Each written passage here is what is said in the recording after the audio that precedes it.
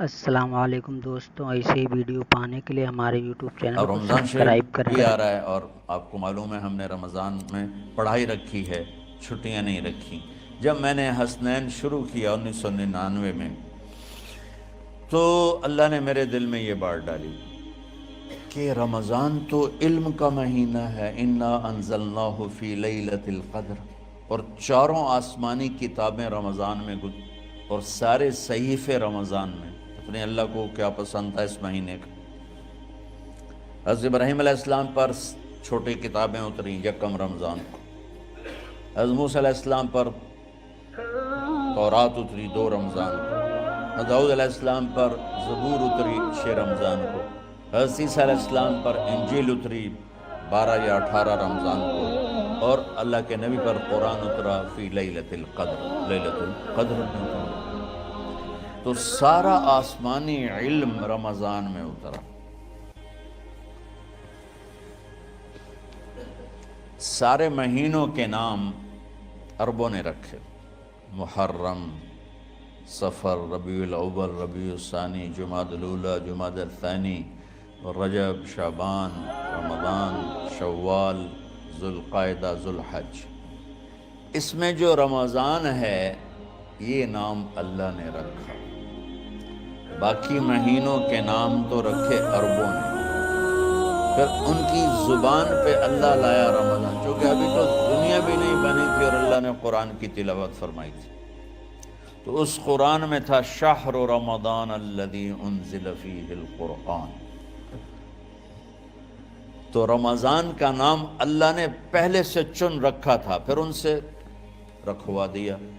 رمضان کہتے ہیں رمض یرمز، جل جانا، جل جانا۔ رمضان کو رمضان کیوں کہتے ہیں؟ کہ اس میں گناہ جل جاتے ہیں۔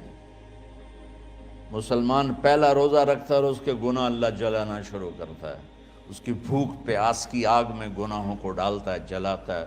آخر 29 رمضان یا 30 رمضان آخری رات اللہ تعالیٰ اس کی پچھلے سال کے سارے گناہ معاف فرما دیتا ہے۔ تو اس کو اس سے تشبیہ دی گئی کہ جیسے جلنے سے چیز ختم ہو جاتی ہے، رمضان کے روزے کی بھوک اور پیاس کی تپش سے اللہ تعالیٰ پچھلے سال کے سارے گناہوں کو معاف فرما دیتے۔ تو مجھے خیال آیا اس وقت جب ابھی بالکل کزرع اخرج شطأہ تھا، ہمارے مدرسے کی مثال کزرع اخرج شطأہ، دعا کرو اللہ تعالیٰ فاستغلظ فاستوی علی سوقہ، اسے بنا دے۔ امید تو ہے کہ کچھ شکل اللہ نے بنا دی، اللہ اسے پوری دنیا میں پھیلا دے۔ میری تو تمنا ہے کہ ایک ایسی مثبت سوچ کے علماء کے اللہ میرے ذریعے سے تیار کروا دے جو امت کو جوڑنے والے ہوں، توڑنے والے ہوں۔ کتنا ظلم و ستم ہے کہ پیسے بھی لیتے ہیں اور امت کو توڑ کے چلے جاتے۔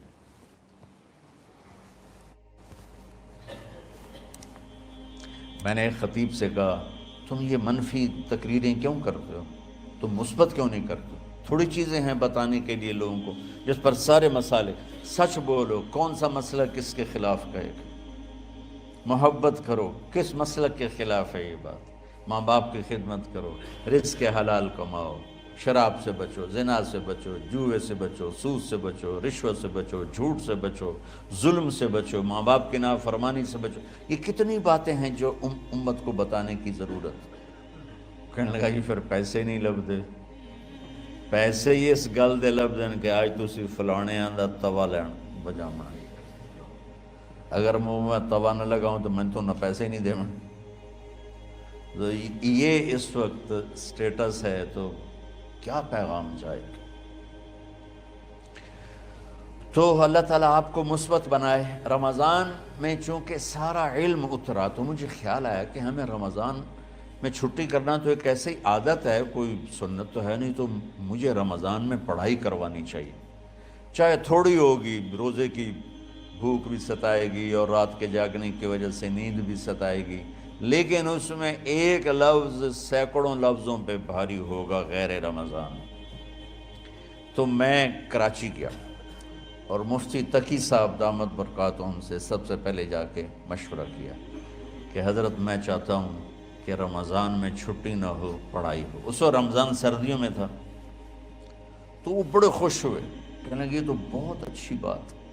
اصل میں ہمارے اکابر نے رمضان میں چھٹیاں اس لیے رکھی تھیں کہ سارا سال تو عبادت ہوتی ہے بالواسطہ، پڑھنا پڑھانا عبادت ہے ایک واسطے کے ساتھ، اور روزہ، نفل، تہجد، تلاوت یہ عبادت ہے بلا واسطہ۔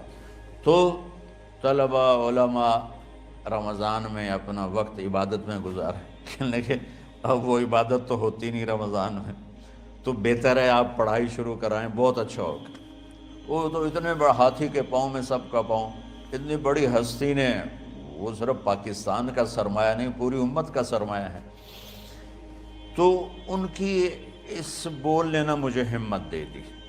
تو پھر میں نے یہاں آ کر اس وقت یہ پہلی جماعت مولوی عدنان صاحب کی اور مولوی مسعود صاحب اور کچھ انتقال کر گئے رحمۃ اللہ علیہ، یہ تھے، تو ہم نے رمضان میں سبق شروع۔ اس وقت ذرا میری ہمت تھی تو میں رات کو پڑھاتا بھی تھا، بیان بھی کرتا تھا، اب تو یہی میں اتنی مشکل سے بول رہا ہوں۔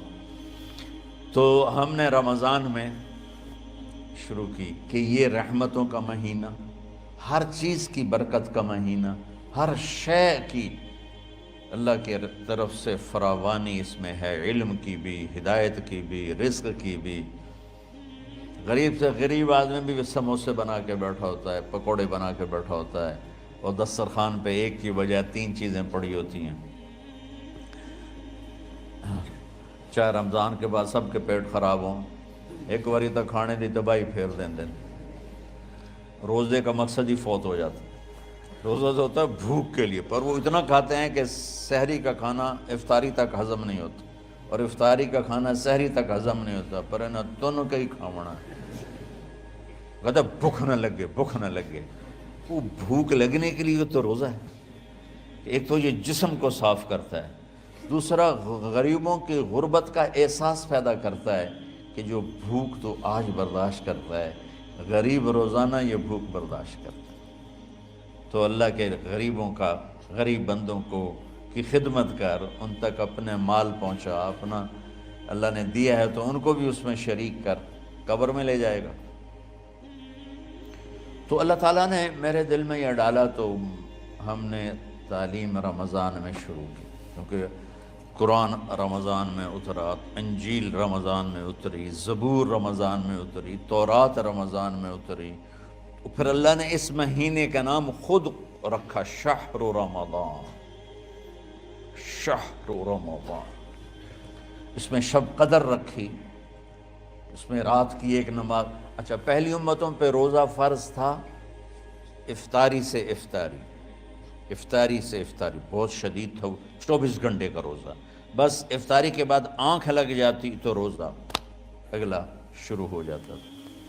تو ہم پر بھی پہلے ایسے ہی روزہ اترا، افطاری سے افطاری۔